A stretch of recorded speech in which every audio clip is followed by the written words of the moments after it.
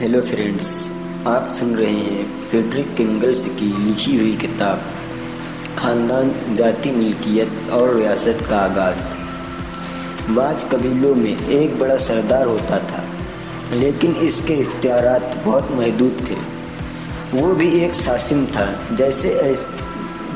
जैसे ऐसे मौक़ों पर जबकि फौरी कदम उठाने की ज़रूरत होती है, आर्जी फैसला करने होते थे, लेकिन ये फैसले इसी वक्त तक के लिए होते थे जब तक कि कौंसिल अपने अजलास में कोई आखिरी फैसला न कर लेती। ये एक ऐसा अहदेदार मुकर्रर करने की कोशिश थी जो फैसलों पर अमल करा सके, लेकिन ये नहायत ही कमज़ोर कोशिश थी जिसका मकसद पूरी तरह वाज़ेह नहीं था।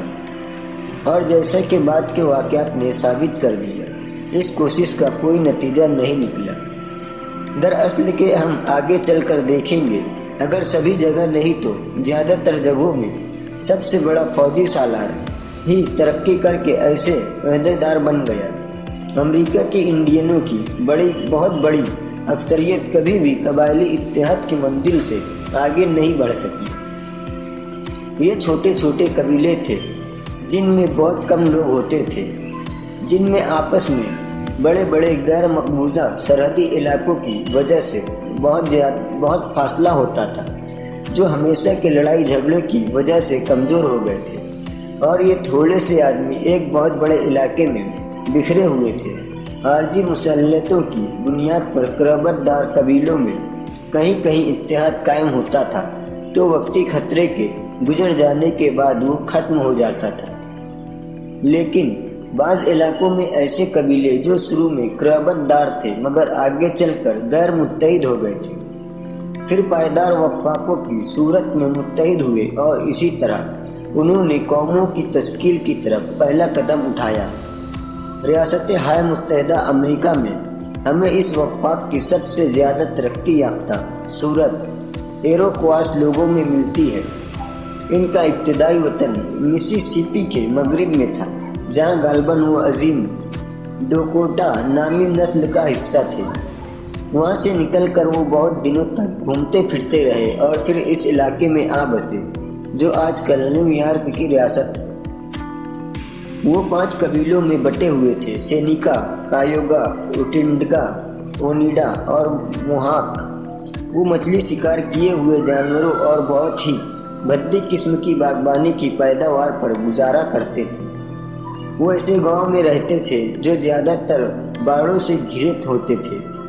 इनकी तादाद कभी भी 20,000 से ज़्यादा नहीं हुई।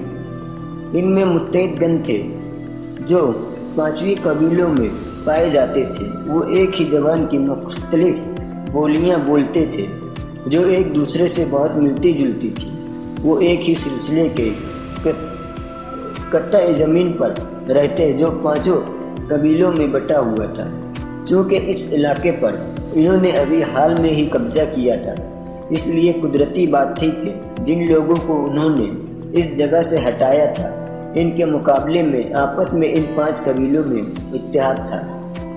हद से हद 15वीं सदी के इब्तिदा में ये चीज़ें बढ़कर एक मुस्तकिल इत्तेहाद या वफ़ाक़ की सूरत इख्तियार कर चुकी थी, जिसे अपनी इस ताकत का इतना घमंड हुआ कि इसने फ़ौरन ही दूसरों पर चढ़ाई शुरू कर दी और अपनी ताकत के इंतहाई उरूज के ज़माने में यानी 1675 के लगभग इसने आसपास के बहुत बड़े इलाके को फतेह कर लिया और वहाँ के बाशिंदों में कुछ को निकाल कर बाहर किया और कुछ को खिराज अदा करने पर मजबूर किया।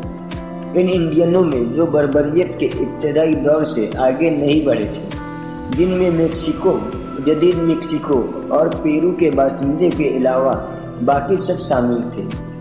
इरोक्वास लोगों की वफ़ाक़ की तंजीम सबसे ज़्यादा तरक्की याफ्ता समाजी तंजीम थी।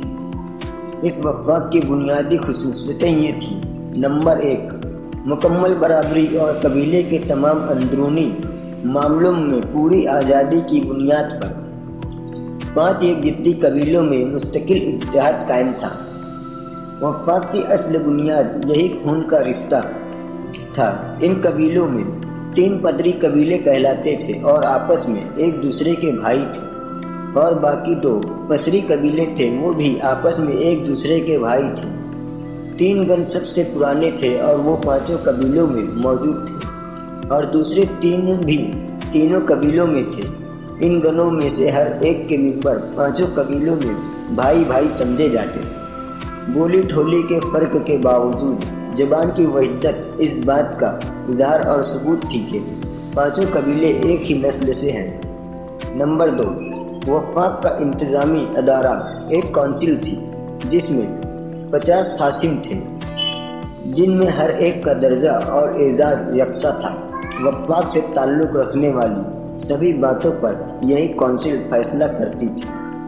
جب وفاق قائم کیا گیا تو یہ 50 سسٹم نئے عہدیداروں کی حیثیت سے مختلف قبیلوں اور گنوں میں بھیج دیے گئے تھے۔ یہ نیا عہدہ خاص طور پر وفاق کے مقاصد کو پورا کرنے کے لیے قائم کیا گیا تھا۔ جب کبھی کسی ساسن کی جگہ خالی ہوتی تو جس گن سے اس کا تعلق ہوتا وہ نیا ساسن چن لیتا اور جب چاہتا وہ اسے ہٹا دیتا، لیکن ساسن کو عہدے پر بٹھانا وفاقی کونسل کا کام تھا۔ نمبر 4، یہ وفاقی ساسن اپنے اپنے قبیلوں کی بھی ساسن ہوا کرتے تھے اور ان کو قبیلے کی کونسل میں بیٹھنے اور ووٹ دینے کا حق تھا۔ نمبر 5، وفاقی کونسل کے سبھی فیصلے اتفاق رائے سے ہوتے تھے۔ نمبر 6، قبیلہ وار ووٹ دیا جاتا تھا، اس لیے کوئی ایسا فیصلہ کرنے کے لیے جس کی پابندی سب پر لازم ہو ہر قبیلہ اور اس قبیلے کے تمام کونسل ممبروں کی منظوری ضروری تھی۔ نمبر 7، 5ویں قبائلی کونسل میں سے کوئی بھی اس وفاقی کونسل کا اجلاس بلا سکتی تھی، لیکن وفاقی کونسل آپ اپنا اجلاس نہیں منعقد کر سکتی تھی۔ وفاقی کونسل کے جلسے عام لوگوں کے سامنے ہوتے تھے۔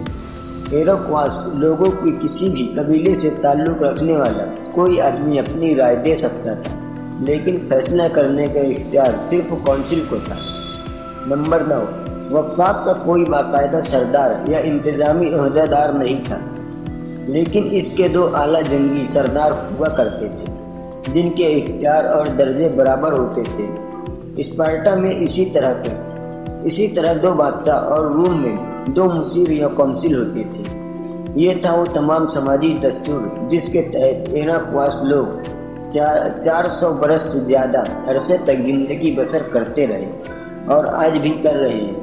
میں نے اس کے متعلق مورگن کا بیان کافی تفصیل سے نقل کیا ہے، کیونکہ اس سے مہم ایک ایسے سماج کی تنظیم کا مطالعہ کر سکتی ہے جس میں اس وقت تک ریاست کا وجود نہیں تھا۔ ریاست کے لیے ایک ایسے مخصوص اقتدار عامہ کی ضرورت ہے جو بحیثیت مجموعی ان لوگوں سے علیحدہ ہو چکا ہو جو اس کے تحت رہتے ہیں، اور مورے نے سچی جبلی سمجھداری کا ثبوت دیا جب اس نے یہ کہا کہ جرمنی مارک کا دستور دراصل ایک خالص سماجی چیز ہے جو ریاست سے بنیادی طور پر مختلف ہے، اگرچہ آگے چل کر وہ بڑی حد تک ریاست کی بنیاد کا کام دیتا ہے۔ چنانچہ مورر نے اپنی تمام تصنیفات میں اس بات کی چھان بین کی ہے کہ مارکو گاؤں، بستیوں اور شہروں کے ابتدائی دستور سے باہر اور ان کے ساتھ ساتھ اقتدار عامہ کی تدریجی نشو نما کیوں کر ہوئی۔ شمالی امریکہ کے انڈینوں کو دیکھنے سے یہ بات معلوم ہوتی ہے کہ ایک ایسا عظیم قبیلہ جو ابتدا میں متحد تھا کیوں کر ایک وسیع بر اعظم میں پھیل گیا، کیوں کر ایک قبیلہ تقسیم ہوتے ہوتے کئی قبیلوں کا گروہ اور ایک پوری ذاتی بن گیا، کس طرح زبانیں تبدیل ہوتی رہی، حتیٰ کہ نہ صرف آپس میں ایک دوسرے کو سمجھنا ناممکن ہو گیا بلکہ ابتدائی وحدت کے تقریباً سارے آثار مٹ گئے، اور کسی طرح قبیلے کے اندر ایک ایک گن ٹوٹ کر متحد گنوں میں بٹ گیا۔